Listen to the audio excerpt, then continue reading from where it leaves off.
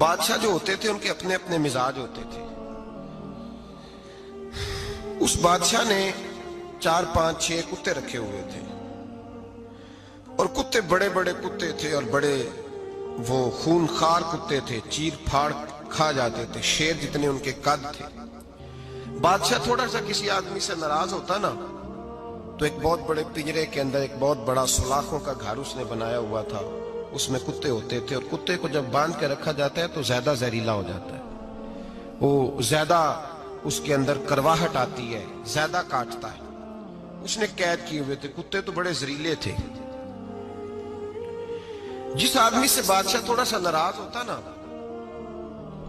تو وہ کتے کے آگے اس آدمی کو ڈالتا, کتے اس کو چیر پھاڑ کے کھا جاتے. یہ سزا تھی, لوگوں کو پتا تھا. بادشاہ کے وزیر نے بڑی خدمت کی بادشاہ کی, 35 سال تک نوکری کی, لیکن ہر سورج نے غروب تو نہیں ہوتا ہے نا, ہر چاند نے ڈلنا بھی ہوتا ہے. اب بوڑھا ہونے لگا, وہ جو مضبوط حافظہ تھا وہ کمزور ہونے لگا, ہلکی ہلکی غلطی. بادشاہ مزاج کا بادشاہ تھا, نہیں سمجھ میں آیا تو میں نے کہا کہ لوگ کہتے ہیں ہمیں کام پیارا ہے, چم نہیں. تو رشتہ وفا کا تھا ہی نہیں. وزیر سمجھنے لگا کہ اب نہ میں بھی غلطیاں کرنے لگا ہوں تو ایسا نہ ہو کسی دن میں بھی ان کتوں کا شکار ہو جاؤں. اس نے بادشاہ سے کہا کہ بادشاہ مجھے آہستہ آہستہ معذرت کرنے لگا, قدم ہٹانے لگا کہ مجھے چھٹی دے دی جائے, میں بوڑھا ہو گیا ہوں. لیکن اس نے کہا نہیں, جب تک میری طبیعت نہیں مانتی تم نہیں جا سکتے. مطلق العنان لوگ تھے. وزیر خاموش ہو گیا, پریشان رہنے لگا, غلطی ہو گئی یہ تو پھینک دے گا. ایک تجویز اس کے ذہن میں آئی. وہ جو پنجرے, کتوں کے پنجرے پر محافظ بیٹھا تھا نا, جو ان کو کھانا ڈالتا تھا, روٹی ڈالتا تھا, گوشت دیتا تھا, اس کو ایک دن کہنے لگا یار تیری ڈیوٹی ہے سارا دن کتوں کو کھانا دینے کی, گوشت دینے کی, تو 2 4 دن ڈیوٹی مجھے نہیں دیتا؟ تو لے لے, میں تو پہلے پریشان ہوں, سارا دن ان کی دیکھ بھال کرتا ہوں. اس نے کچھ تھوڑا سا گوشت لیا, پنجرے کے باہر کھڑے ہو کے کتوں کو ڈالا. اگلے دن تھوڑی روٹیاں لے آیا, کتوں کو ڈالی. 2 4 دن, ہفتہ, مہینہ, سال بھر, جتنا اس کو موقع ملا وہ دن بھر خدمت کرتا. بس وقت ایک دن آ گیا, بادشاہ کو کوئی بات اچھی نہ لگی. اس نے کہا اس بڈھے کو اٹھاؤ اور ڈالو کتوں کے پنجرے میں. ساری زندگی یہاں رہا, اسے ابھی تک نہیں پتا چلا میرے مزاج کا. جب اٹھا کے پنجرے میں ڈالا نا تو بجائے اس کے کہ کتے اسے کاٹ کھاتے, وہ اس کے پیر چومنے لگے. وہ پیر چومنے لگے, ہاتھ چومنے لگے, چاٹنے لگے. تو بادشاہ سامنے کھڑا تھا نظارہ دیکھنے کو کہ چیر پھاڑ کرتے تو خوش ہوا کرتا تھا, خونخوار درندے جیسی اس کی طبیعت ہو گئی. جب دیکھا پیار کر رہے ہیں تو بادشاہ وزیر سے کہنے لگا یہ کیا ہے؟ تو وزیر رو پڑا, کہنے لگا تو سیاستدان تھا تو میں بھی سیاستدان تھا, ساری زندگی سیاست کی لیکن دنیا داروں کے ساتھ رہا, تو انجام یہ ہوا کہ مجھے اس پنجرے میں ڈال دیا گیا. دیکھ تو بہت بڑا سیانہ تھا اور میں بھی سمجھدار تھا, وزیر رہا, لیکن ہمارا روح کا رشتہ نہ بن سکا. ارے ہم سے تو یہ کتے ہی اچھے نکلے. تیری 40 35 سال خدمت کی تو تو نے کتوں کے آگے ڈال دیا. انہیں تو چند مہینے روٹی ڈالی ہے, میرے وفادار ہو گئے. چند مہینے روٹی, جنہ تنا وچ عشق نہ رچیا کتے او نہ تھی چنگے. جنہ تنا وچ عشق نہ رچیا کتے او نہ تھی چنگے. مالک دے کر راکھی کر دے سابر بھکھے ننگے. اور بابا بلے شاہ صاحب فرماتے ہیں تو راتی جاگے تے شیخ صدا میں, راتی جاگ دے کتے تے تیتھوں اتے مالک دا در مول نہ چھڑ دے. پاویں مارو 100 جتے تے تیتھوں اتے رکھا سکھا کھا. دنے جار رکھاں وچ ستے تیتھوں اتے ایک برکی دا قدر پچھانن. پاویں مالک ہون ستے, ایک برکی دا اوپر کھڑے ہو کے کام نہیں کرانا پڑتا کہ میں کھڑا رہوں گا تو کام صحیح ہوگا, جاؤں گا تو نہ. ایک برکی دا قدر پچھانن پاویں مالک ہون ستے. پھر اپنے آپ کو مخاطب کیا, کہنے لگے اٹھ بلیا, چل یار منا لے نہیں تے بازی لے گئے. مولانا رومی کہتے ہیں کہ چڑیا اور چڑا मुज़क्कर मुअन्नस दोनों इकट्ठे बैठे थे। तो एक बंदा आ गया सूफी, मेरी तरह पगड़ी शकड़ी बांधी हुई, जुब्बे कुब्बे में लगा हुआ। ये जितने फितने आज आपको नज़र आ रहे हैं ना, ये जुब्बों के पीछे निकलते हैं सारे। आवाम बेचारी को तो पता ही नहीं था कि यहाँ भी उलझना है। इन्होंने पकड़ के चक्कर चला दिए। कभी कोई कहानी सुनाते हैं तो कभी कोई कहानी सुनाते हैं, कभी नहीं। और मैं शिकवा करने लगा हूँ, मुझे कर लेने दो। क्या तुमने कभी मईशत पर भी तकरीर की है? हुजूर ने मईशत नहीं दी? क्या तुमने कभी कौम को मुआशरत भी सिखाई है? ये भी तुमने बताया है कि जीना मरना कैसे? वहाँ उलझाते हो जहाँ नौजवान कहते हैं कि यार तय कुछ नहीं हुआ आपके दरमियान अभी तक।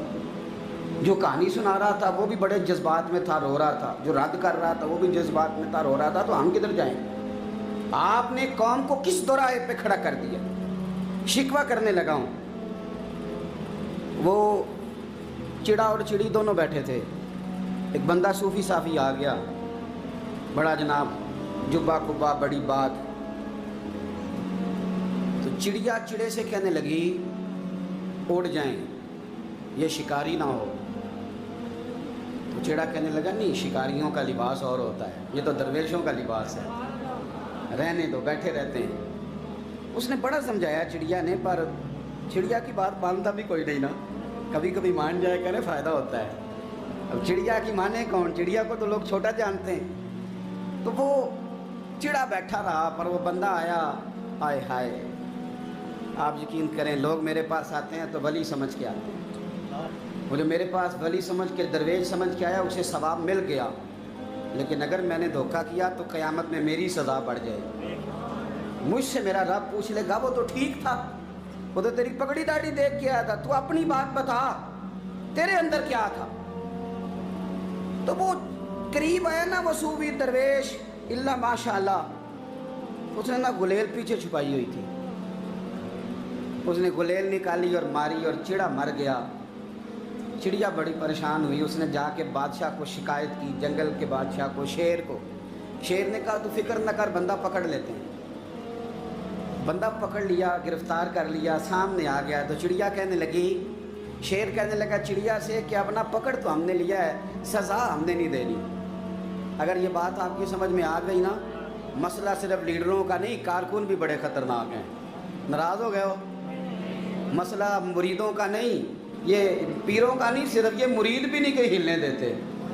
ये भी नई से नई कहानी रोज़ बना के लाते हैं और आके सुनाते हैं। सुनो, वो चिड़िया से कहने लगे, बादशाह सलामत, शेर साहब कहने लगे कि सज़ा तेरी मर्जी की देनी है, तू बता क्या सज़ा दे। तो चिड़िया रो पड़ी, कहने लगी बादशाह इसे सज़ा कोई नहीं देनी, एक बस हुक्म देना है।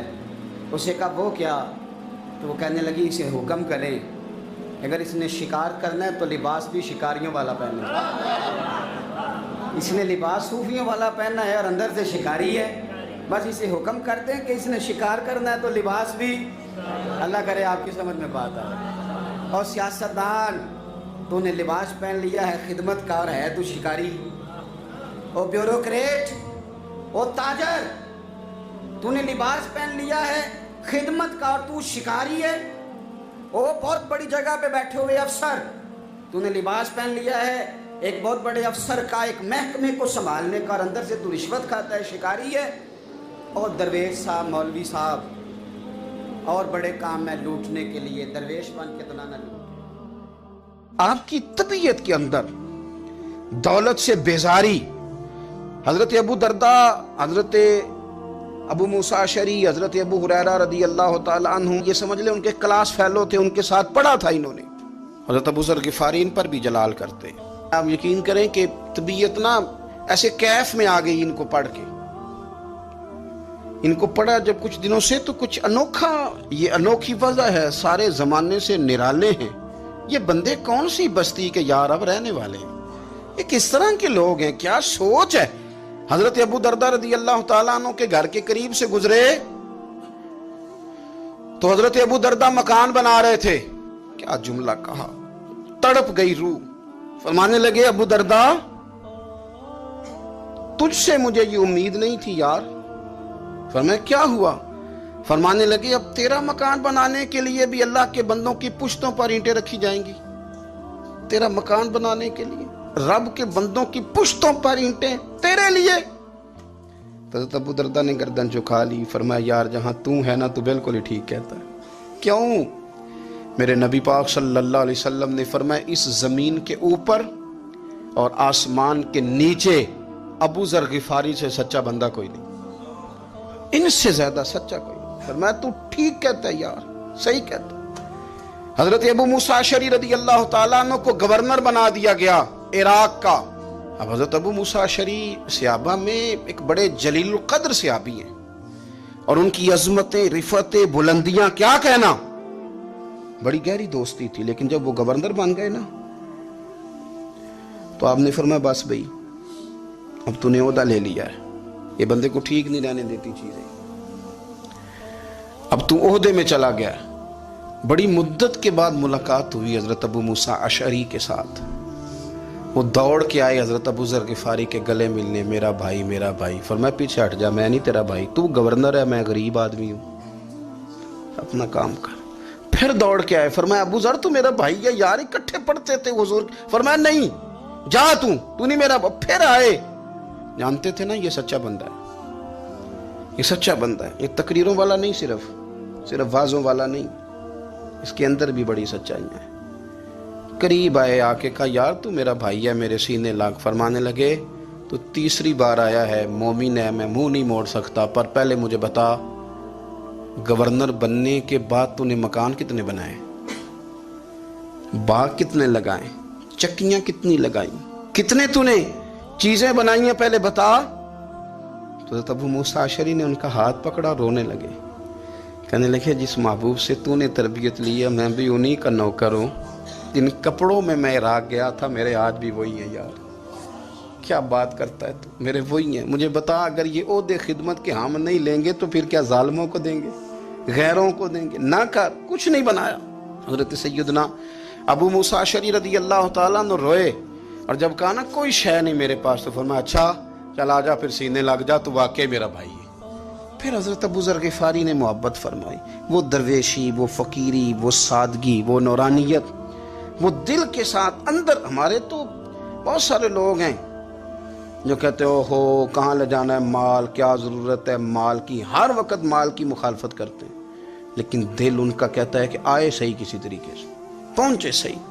حضور نے فرمایا بعض لوگوں کی زبانیں شہد سے زیادہ میٹھی، دل بھیڑیے سے زیادہ خطرناک، اوپر سے کہہ کچھ رہے ہیں اندر حالات کچھ اور ہیں۔ لیکن حضرت ابو ذر غفاری رضی اللہ تعالیٰ عنہ دوری دولت سے، آپ فرماتے کیوں ہیں لوگوں کے پاس مال، کس لیے اتنا مال جمع کیا ہے، کیا ساری غریبی ختم ہو گئی؟